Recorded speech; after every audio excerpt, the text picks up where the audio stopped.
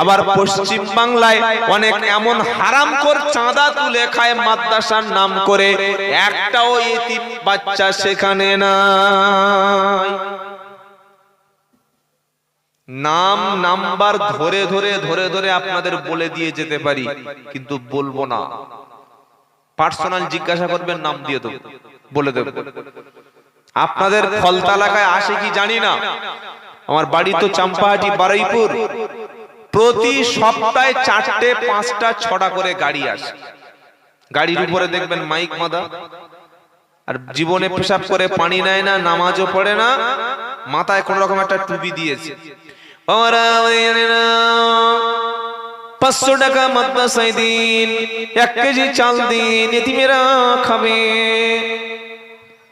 আমি আমার ছেলেদের ক্লাবে বলে রেখেছি, আমার ক্লাব খুব স্ট্রং, আমার ক্লাবে ছেলেদের বলে রেখেছি, এরকম ভণ্ডামি করে যারাই আসবে মাইক আর গাড়িটা খুলে নিয়ে ক্লাবে বেঁধে রাখবি। মাদ্রাসার ক্যাশিয়ার সেক্রেটারি যদি সত্যি মাদ্রাসা আছে প্রমাণ করতে পারে, মাদ্রাসা থেকে চাঁদা তুলে তার বাড়িতে পৌঁছে দিবি।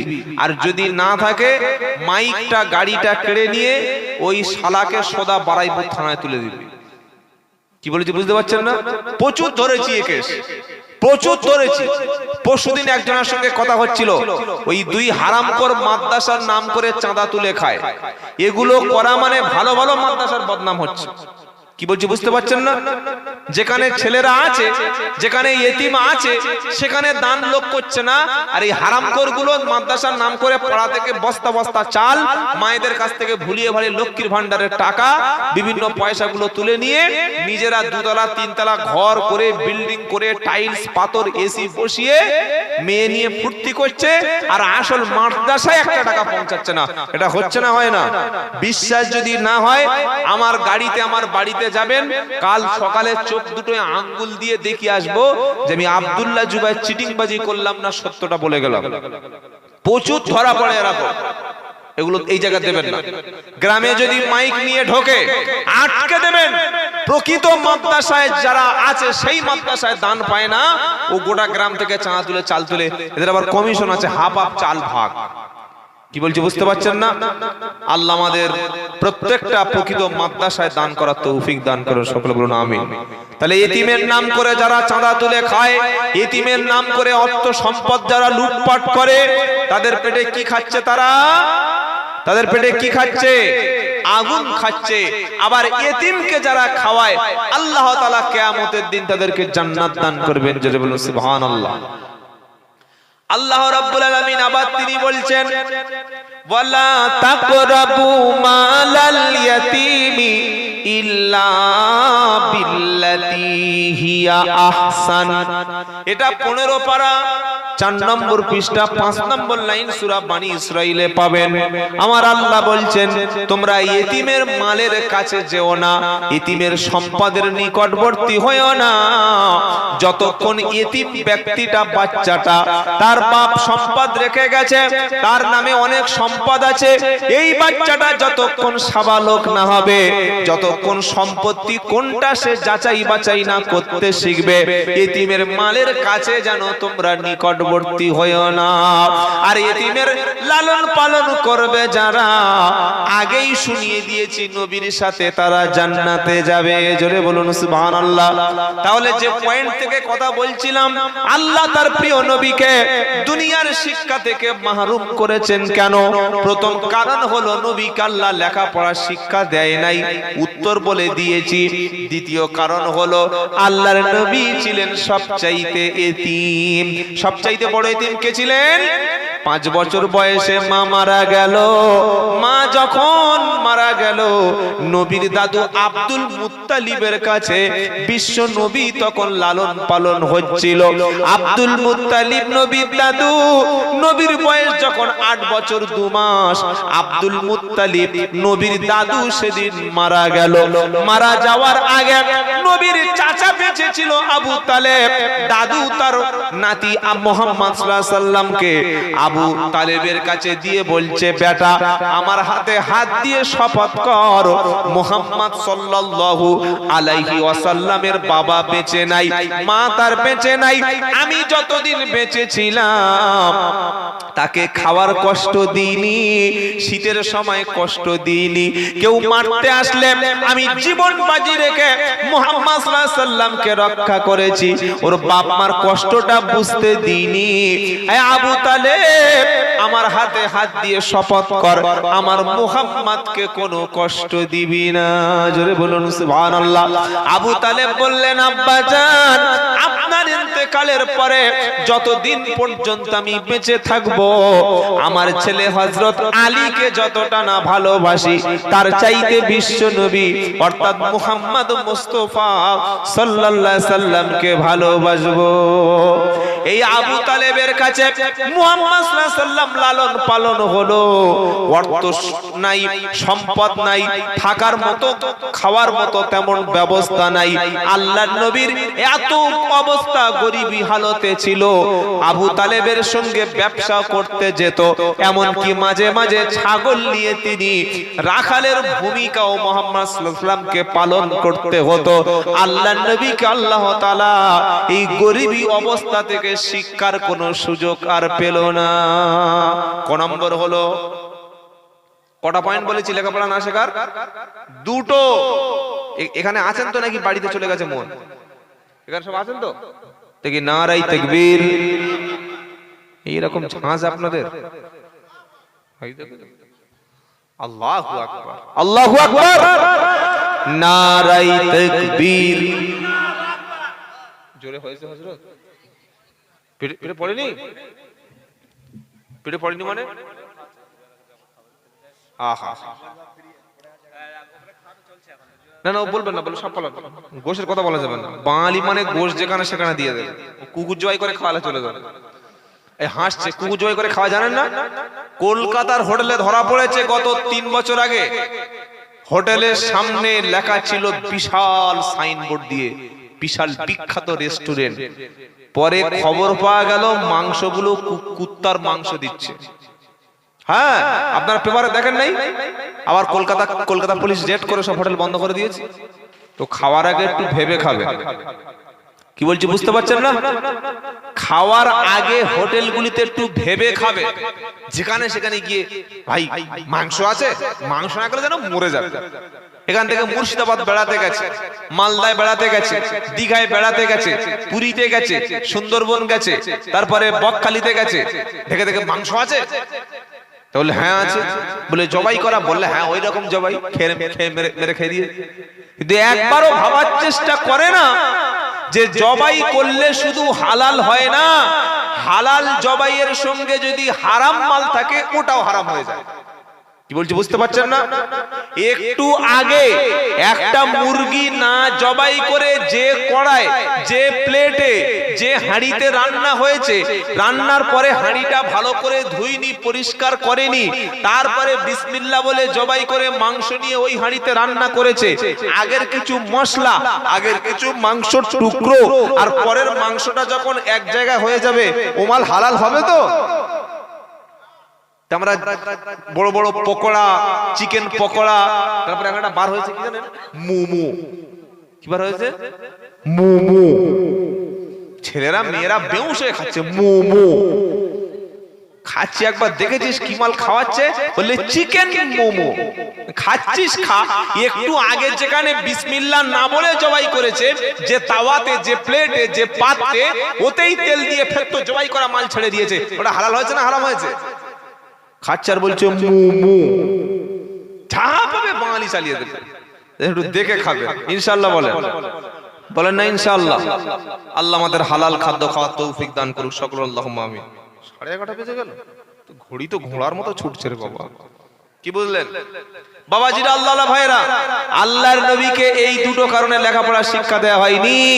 3 নম্বর কারণ শুনে রাখুন, মক্কার জমিনে সেই সময় না ছিল স্কুল, না ছিল কলেজ, না ছিল ইউনিভার্সিটি, না ছিল কোনো বিদ্যালয়, না ছিল কোনো মিশন, না ছিল কোনো মক্তব। পুরো শিক্ষা ব্যবস্থাটা ধ্বংস হয়ে গিয়েছিল। সেজন্য ঐতিহাসিকরা বলেছেন ওই যুগের নাম হচ্ছে ইয়ামে জাহিলিয়াত, মূর্খতার যুগ। কি বলছি বুঝতে পারছেন না?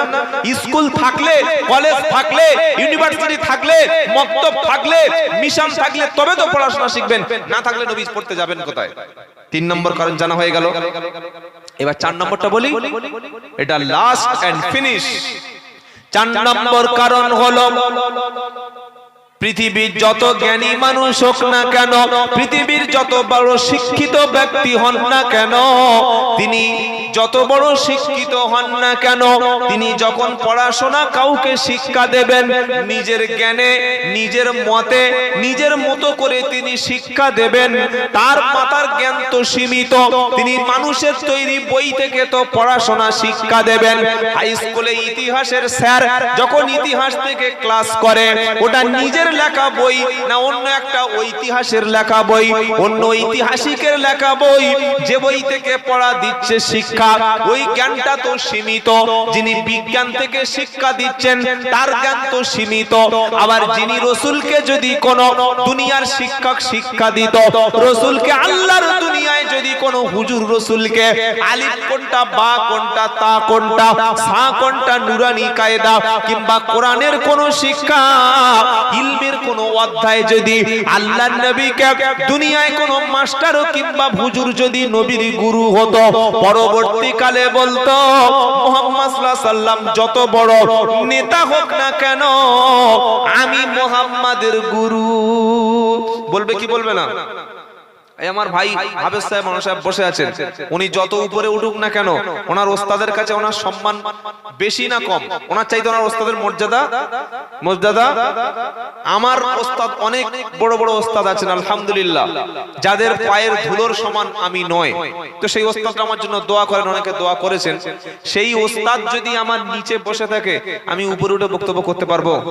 ওস্তাদ যদি মসজিদে থাকে, আমি আগে মসজিদের সামনে গিয়ে ইমামতি করতে পারবো? পারবো। কিন্তু আল্লাহর নবী তো সাইয়্যিদুল মুরসালিন, সাইয়্যিদুল আম্বিয়া, তিনি তো লিডার, তিনি তো নেতা। তাকে যদি কেউ পৃথিবীর কোন শিক্ষক শিক্ষা দেয়, তাহলে আল্লাহর নবীর চাইতে সম্মানের দিক দিয়ে, মর্যাদার দিক দিয়ে, শিক্ষা গুরুর দিক দিয়ে তিনি নবীর চাইতে বড় হবেন না ছোট হবেন? জোরে বলেন। আর আল্লাহ কি চাইছেন? আল্লাহ চাইছেন আমার পরের মর্যাদা, আমার পরের স্থানটা, আমার পরের সম্মানটা আমি পৃথিবীতে একজন ব্যক্তিকেই দেব, তিনি হচ্ছেন মুহাম্মদ মুস্তাফা সাল্লাল্লাহু আলাইহি সাল্লাম। জোরে বলবেন না সুবহানাল্লাহ? তাই আল্লাহ বলছেন, নবী পৃথিবীর কোন শিক্ষক দিয়ে, পৃথিবীর কোন হুজুর দিয়ে, পৃথিবীর কোন টিচার দিয়ে আপনাকে শিক্ষা দেব না। আপনার শিক্ষক, আপনার মাস্টার, আপনার ধর্মগুরু, আপনার গার্ডিয়ান হিসাবে আমি আল্লাহ আপনার শিক্ষক হয়ে গেলাম। কটা পয়েন্ট বললাম? এই 4টে পয়েন্ট মাথায় নিয়ে নিন। যদি কেউ প্রশ্ন করে যে মুহাম্মদ সাল্লামের কেন ডিগ্রি ছিল না দুনিয়ায়, কেন পড়াশোনা শেখেননি, ফটাফট বলে দেবেন। পারবেন ইনশাআল্লাহ? এতটুকু পারবেন তো ইনশাআল্লাহ? যদি না পারেন এটা আপনাদের ব্যর্থতা। বাবাজিরা, আল্লাহ ভাইরা, আমি আলোচনা করছিলাম যে মাদ্রাসা শিক্ষার প্রয়োজন আছে কি নাই। 2 নম্বর হলো, তাম পৃথিবীতে যে চক্রান্ত সবচাইতে বেশি চক্রান্ত করা হচ্ছে, এই চক্রান্ত হলো মুসলমানের ঘরের ছেলেরা যাতে বেদিন হয়ে যায়, নাস্তিক হয়ে যায়, মাতাল তৈরি হয়, মদখোর তৈরি হয়, তারা যেন ইসলামের কাছে না যেতে পারে, আলেমদের কাছে না যেতে পারে, দ্বীনের কাছে না যেতে পারে, কোরআনের কাছে না আসতে পারে, তার জন্য যত রকমের প্রচেষ্টা সব করা হচ্ছে। একটা গ্রামে যদি 2টো আলেম তৈরি হয়, 2টো হাফেজ তৈরি হয়, 2টো মুফতি সাহেব তৈরি হয়, 2টো শিক্ষিত ব্যক্তি যদি তৈরি হয়, তখন তো গ্রামের মধ্যে শিরিক, বিদআত, হারাম, নাজায়েজ, পাপের কাজ এটা কি বেশি আর হবে? হবে না। কারণ আলেম থাকা মানে যত বেশি আলেম তৈরি হবে, যত বেশি হাফেজ তৈরি হবে, তত বেশি মানুষ পরেজগার হবে, তত বেশি মানুষ আল্লাহওয়ালা তৈরি হবে, তত বেশি মানুষ আল্লাহকে ভয় করবে। জোরে বলুন সুবহানাল্লাহ। কারণ ইন্নামা ইয়াখশাল্লাহ মিন ইবাদিহিল উলামা। 22 পারা 16 পৃষ্ঠা 12 নম্বর লাইনের 28 নম্বর আয়াত, সূরার নাম ফাতির। আল্লাহ পাক শোনাচ্ছে ইন্নামা ইয়াখশাল্লাহ মিন ইবাদিহিল উলামা। আমার বান্দাদের মধ্যে সবচাইতে বেশি ভয় পায় আমাকে তারা কেবলমাত্র আলিম যারা। সুবহানাল্লাহ পড়বেন না? একটা সাধারণ ছেলের হাতে লটারির টিকিট দিন, ও কাটবে কি কাটবে না, বগল বাজাবে, ওকে মদ ধরিয়ে দিন, বিনা পয়সায় খাবে, গাঁজার আড়তে নিয়ে যান, খেয়ে নেবে, সুদের টাকা ওকে দিন, সুদের টাকা খাবে, মিথ্যা কথা বলবে। কিন্তু যার দিলের মধ্যে আল্লাহর কালাম আছে, যার সিনার মধ্যে আল্লাহর দেওয়া ইলম আছে, মেরে ফেলে দিলেও কখনো সুদের খাতায় নাম লেখাবে না। সেজন্য ইমাম সাহেবের বেতন 5000 টাকা হলেও ইমাম সাহেব কখনো সুদের মাল খায় না। কোন ইমাম সাহেব শুনেছেন সুদ খাচ্ছে? যদি শুনে থাকেন আর ইমাম সাহেব যদি সুদ খায়, ওই ইমামের পিছনে নামাজ হবে? হ্যাঁ বা না? কিচ্ছু বলেন হবে? হবে? আচ্ছা, ইমাম সাহেব সুদ খেলে ইমাম সাহেবের পিছনে নামাজ হবে না, আর সাধারণ লোক সুদ খেলে তার নামাজ হবে? কি বলছেন? বলছে ও হুজুর তোমার দাড়ি চাচা কেন, দাড়ি ছোট কেন ইমাম সাহেবের? একটা ফাসিক মাল পাতি নেতা সেই ইমাম সাহেবের চায়ের দোকানে ধরেছে, ও হুজুর তুমি দাড়ি ছাঁটো। এ হারামখোর, ইমাম সাহেব দাড়ি ছাঁটলে বলছে হুজুর তোমার পিছনে নামাজ হবে না, তো তুই চেঁচে ঘুরছিস, তোর নামাজ হবে? ও প্রশ্নটা কেউ করে না? করে করে করে একদিন ইমাম সাহেব বউকে নিয়ে একটু কলকাতায় ঘুরতে গেছে, চিড়িয়াখানায়। সেই পাড়ার ছেলেরা গেছে, বাড়িতে এসে বলছে আমাদের হুজুর বউ নিয়ে চিড়িয়াখানায় ঘুরছে, কি চিটিংবাজ হুজুর দেখ। তো ইমাম সাহেবের জন্য ঘোরা নিষেধ আছে, আর তোমার বউ পার্কে নিয়ে অন্য ছেলের সঙ্গে গল্প করা সুন্নাত। তোমার বউ অফিসে বন্ধনের নাম লিখিয়েছে, মহিলা সমিতিতে নাম লিখিয়েছে, তোমার বউ গিয়ে মাথার চুল খুলে, বুকের ব্লাউজ হাফ খুলে দিয়ে, পিঠের কাপড়টা হাফ তুলে দিয়ে, বন্ধন মহিলা সমিতি এলআইসি অফিসার তাদের পাশে বসে ধাক্কা দিচ্ছে, দাঁত কালাচ্ছে, মাসে মাসে সুদের টাকা নিচ্ছে। এটা সুন্নাত না জায়েজ না নফল না এটা ফরজ? কোনটা? মহিলা সমিতি আপনাদের এখানে হয় না, সব মুখ দেখে বোঝা যাচ্ছে, আমাদের বারাইপুরে হয়। এখানে তো সব আল্লাহর ওলি। কি গো, কি বলছি বুঝতে পারছেন না? মুসলমান কখনো সুদ খায় না, মুসলমান কখনো সুদের কাছে যায় না, আর সুদ যারা খায় তারা মুসলমান না, তারা ঈমানদার না। এটা মনে রেখে দেবে। এজন্যই আল্লাহ বলেছে ইন্নামা ইয়াখশাল্লাহ মিন ইবাদিহিল উলামা। আমার জমিনের মধ্যে, আমার বান্দাদের মধ্যে, আমার আল্লাহ ওয়ালার বান্দাদের মধ্যে সবচাইতে বেশি ভয় পায় আলেমরা। জোরে বলুন সুবহানাল্লাহ। আলেম যত বেশি হবে, হাফেজ যত বেশি হবে, মাদ্রাসা থেকে শিক্ষা যত বেশি সমাজে হবে, তত মদের বোতলটা কম বিক্রি হবে, তত সুদের ব্যবসাটা তত কম হবে, তত মেয়েরা দিন শিখবে, ইসলাম শিখবে। আর যখন আমরা কোরআন শিখবো না, আলেম যখন তৈরি করব না, মাদ্রাসা আমাদের সন্তানদের পাঠাবো না, কিয়ামতের দিন তাকে জাহান্নামে যেতে হবে। এটা হলো কোরআনের ঘোষণা। বললেও যে দলিল আছে নাকি বড় বড় কথা বলে চলে যাচ্ছেন। পারা নাম্বার 24 পৃষ্ঠা নাম্বার 19 লাইন নাম্বার 1 আয়াত নাম্বার 29 সূরার নাম হামিম সাজদা। এরপরে যদি না বুঝতে পারেন তাহলে আর আমার কিছু বলা নাই।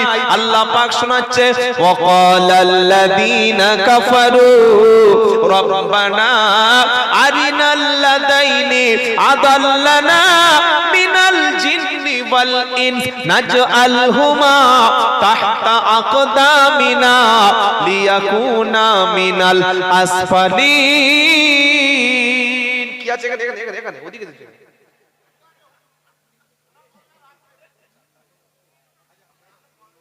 বাল্যবেলার জীবন কাহিনী ইউটিউবে আছে, শুনে নেবেন। এখন বাল্যবেলার জীবনী বলার সময় নয়, ওটা বই পড়ে নেবেন। যতটুকু বললাম একটা হিসাব করে ওটা আর অন্য সময় হবে, রাগ করবেন না বাবা। খুব বড় আশা করে লিখেছে আলহামদুলিল্লাহ, কিন্তু বলতে গেলে তো 3 ঘন্টা সময় চলে যাবে, ওটা অন্য একদিন হবে ইনশাআল্লাহ। আবার হযরত বলছে একটু জাহান্নামের ঘটনা বল। উনি বাল্যকালীন জাহান্নাম কোন দিকে যাবো বুঝতে পারছেন না, তাই একটু জাহান্নাম বলি, আবার বাল্যকালে একটু বলি, দুজনের মন রাখি। কি বুঝলেন? যখন কারো দুটো বিয়ে হয় 200 দিনের মন রাখতে হয়, হয় কি হয় না? বাবাজিরা আল্লাহ আল্লাহ ভাই, হ্যাঁ ঠিক কাজ করেছে, বহুত সওয়াবের কাজ করেছে। আর ব্যবসায় ভালো বরকত হবে, বরকতের পানি দিয়ে গেছে। এই কুকুরটা যে পেশাব করলো, কিছু শিক্ষা নিয়েছেন এর থেকে? কুকুর যে ঠ্যাং তুলে মুতেছে, কিছু শিক্ষা কুকুর থেকে নেওয়া গেছে? নেন নাই? 1 নম্বর শিক্ষা এখান থেকে আমি শিক্ষা দিয়ে দিচ্ছি, নিয়ে নেন। ওমা ইয়াতাযাক্কারু ইল্লা উলুল আলবাব, যারা প্রকৃত জ্ঞানী আল্লাহ পাক বলছেন তারাই শিক্ষা গ্রহণ করে, সুবহানাল্লাহ বলেন। তো এই যে কুকুর ঠ্যাং তুলে বক্সটা ভিজিয়ে দিয়েছে না, কুকুর কোনদিন দেখেছেন ঢালাই রাস্তার মাঝখানে মুতছে, জমিনের উপরে ফাঁকা মাঠে পেশাব করছে? ও যদি জাতের কুকুর হয় কোনদিন করবে না, ও যদি বংশের ভালো বংশের কুকুর হয়। ও ঠিক একটা বাঁশ, গাড়ির টায়ার, ঘরের দেয়াল কিংবা নাড়ার বড় বড় গাদা হয় না, আপনারা কি বলেন গাদা, ওই নাড়ার গাদার গায়ে, টায়ারের গায়ে, বাড়ি বা বাঁশের গায়ে একটা পা তুলে এরকম হালকা এরকম শুয়ে মাইনাস করে চলে যাবে। আচ্ছা, কুকুর কেন ওরকম পেশাব করে, নিচে কেন করে না বলতে পারবেন? ওটা বলার জন্য একটু ভাবতে হবে। বলুন যে আপনি কি ভেবেছেন বলুন, তাহলে আপনি শুনুন। আপনি যখন ভাবতে পারেন তাহলে আমারটা শুনুন।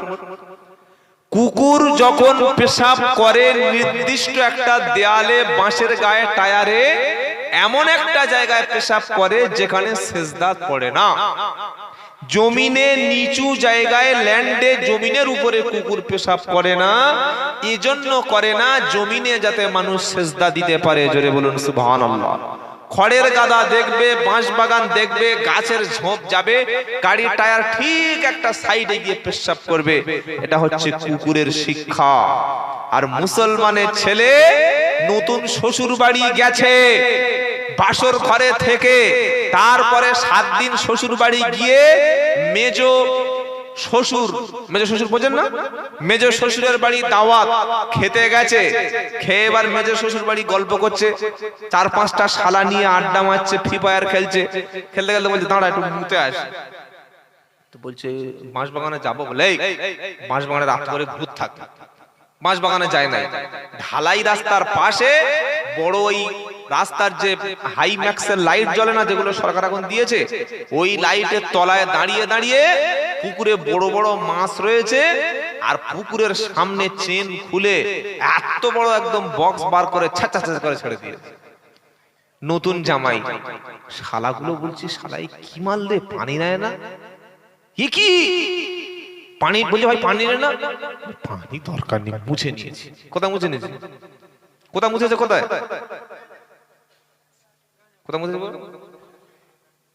প্যান্টে মুছে নিয়েছে। এ কি মুসলমান? দাবি করছে মুসলমান, এ তো কুকুরের মতো সমান। যে কুকুরটা এক্ষুনি মুতে গেল তো পানি নিল না। আমি এমন কুকুর জন্ম দিলাম, পানি নেওয়ার শিক্ষা দিলাম না। ভেবে দেখুন কি মাল বার করেছি আমি, আমার প্রোডাকশন কি। মাদ্রাসায় চলে যান, সিসি ক্যামেরা লাগানো আছে, দেখলাম, চেক করে দেখে নেবেন। 5 বছর, 7 বছর, 8 বছর, 10 বছর, 12 বছরের ছেলে পড়ে। রাত 3টের সময়, 2টোর সময়, রাত 2:30টার সময়, সকালে, সন্ধ্যায়, যখন বাচ্চাটা পেশাব করছে, বসে না দাঁড়িয়ে, বসে শুধু বসে না, বসার সময় আদবের সঙ্গে মাথায় একটা কাপড় ফেলে দেয়। আর কি করে? বাম হাত দিয়ে ইস্তেঞ্জা করে। আর কি করে? পেশাব করার পরে পানি নেয়। আর কি করে? বাম পা দিয়ে প্রবেশ করে। আর কি করে? ডান পা দিয়ে বাইরে আসে। আর কি করে? ভিতরে যায় দোয়া পড়ে, বাইরে আসে দোয়া পড়ে। সুবহানাল্লাহ বলবেন না? এটাই হলো আপনাদের টাকা পয়সা ঘাম ঝরানো দিয়ে ছেলেদের পিছনে খরচ করছেন, এটাই হলো তাদের পবিত্র মেহনতের ফসল, এটাই হলো ওলামাদের অবদান, এটাই হলো মাদ্রাসার শিক্ষা, আর এটাই হলো ইন্নামা ইয়াখশাল্লাহ মিন ইবাদিহিল উলামা। বলে হুজুর ও তো পেশাব করে পায় না, কি আওয়াজ বলুন তো? আল্লাহর নবী কবরস্থানের পাশ দিয়ে হেঁটে যাচ্ছিলেন, নবীজি হঠাৎ দাঁড়িয়ে গেলেন, দেখতে পেলেন দুটো কবরে ভীষণ আযাব হচ্ছে। আল্লাহর নবী দুটো কবরওয়ালার জন্য মাগফিরাতের দোয়া করলেন। খেজুর গাছের একটা ডাল মাঝখান থেকে দুটুকরো করে বিশ্ব নবী দুটো কবরের উপর পুঁতে দিলেন, আর সাহাবাদের বললেন এই দুটো কবরে আযাব হচ্ছে। আযাব হওয়ার কারণ কবর দুটো খুব বড় ভয়ঙ্কর সন্ত্রাসী ছিল না, কবরের বাসিন্দা দুটো বড় জঙ্গি ছিল না, মাতাল ছিল না, সুদখোর ছিল না, লটারির টিকিট বিক্রি করত না, দুটো এমন পাপ করত, পাপটাকে তারা ছোট মনে করত, এক নম্বর কাজ করত, লোকের গীবত করে বেড়াতো, এর কথা তার পিছনে লাগিয়ে দুজনে যখন ঝগড়া করত, ইমাল বোঝে বোঝে সুরসুর করে বসে বসে মজা নিত। এরকম আল্লাহর ওলি আছে না নাই?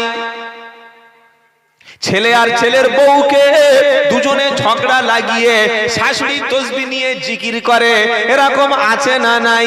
জোরে বলুন। বড় জা আর মেজো জা দুজনে ঝগড়া লাগিয়ে দিয়ে রাতের বেলা তাহাজ্জুদ পড়ে, এরকম শয়তান আছে না নাই? দুই ভাইয়ের মধ্যে ঝগড়া লাগিয়ে দিয়ে পাড়ায় দুটো পার্টি অফিসে ঝগড়া লাগিয়ে দিয়ে দুটো দোকানের মধ্যে ঝগড়া লাগিয়ে দিয়ে বসে বসে আল্লাহ আল্লাহ জিকির করছে, এ হলো ফার্স্ট ক্লাস জাহান্নামী। আর আরেকটা লোকের কবরে আযাব হচ্ছে, ও কারণ হলো পেশাব করে পানি নিত, আবার মাঝে মাঝে পানি নিত না, মনে করতো এটা কোনো ব্যাপার না, ঠান্ডার সময় পানি নেয় না, যেখানে পানি নেই সেখানে পানি নেয় না, আবার মাঝে মাঝে পেশাব করে লুঙ্গিতে মুছে নিত, প্যান্টে মুছে নিত, মনে করতো কোনো ব্যাপার না। আল্লাহর নবী বলছে এজন্য আল্লাহর কবরে ধুনে দিচ্ছে, পেশাব করে পানি না নিলে ভয়ঙ্কর শাস্তি আছে। হাই স্কুলে বাচ্চারা বার হয়েছে, পেশাব করে পানি নেয়, কলেজে ইউনিভার্সিটি নেবে না, মাদ্রাসা থেকে পড়ে বার হয়েছে, আল্লাহি আল্লাহর কসম করে বলছি অন্তত নবীর সুন্নাত অনুযায়ী পবিত্রটা শিখে নেবে। জোরে বলুন সুবহানাল্লাহ। আর পবিত্র যারা জান্নাতি হলেন তারা সুবহানাল্লাহ বলবেন না? এবার যেটা শোনাচ্ছিলাম, ওয়াকালাল্লাযীনা কাফারু রব্বানা আরিনাল্লাযাইনি আদাল্লানা মিনাল জিন্নি ওয়াল ইনস নাজআলহুমা তাহতা আকদামিনা লিয়াকুনা মিনাল আসফালিন। 24 পারা 19 পৃষ্ঠা সূরা হামিম সাজদার 29 নম্বর আয়াত।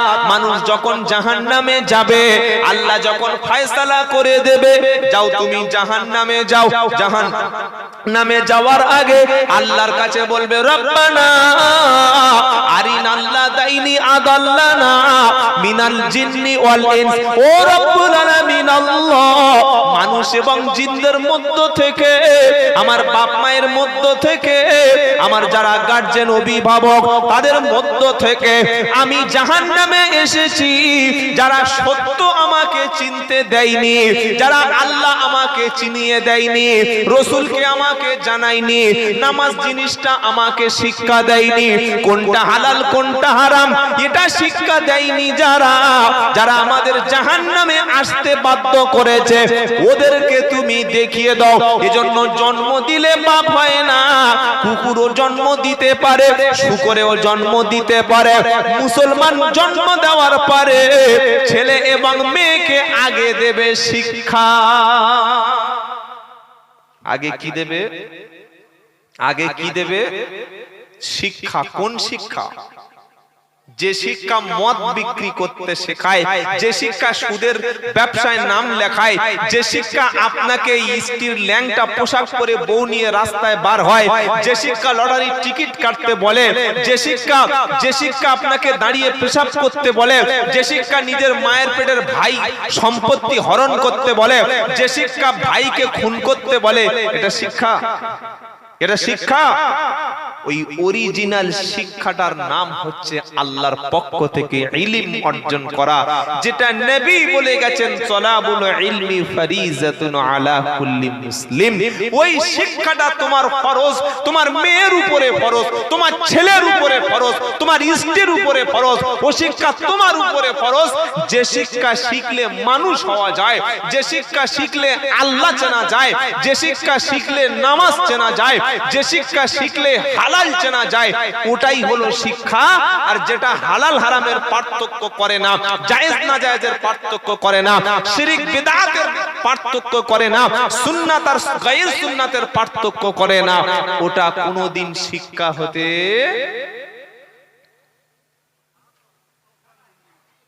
কিছু বুঝতে পেরেছেন? আর 3-4 দিন পরে, 2 দিন পরে একটা রাত আসছে, ওই রাতের নাম কি?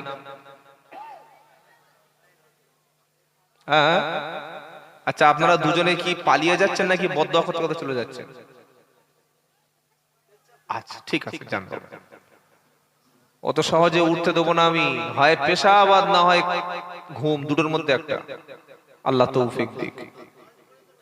মাশাআল্লাহ বলছে ফজর পর্যন্ত। ঠিক আছে, আল্লাহ আপনার দোয়া কবুল করুন, আপনি থাকুন, আমি একটু পরে চলে যাই।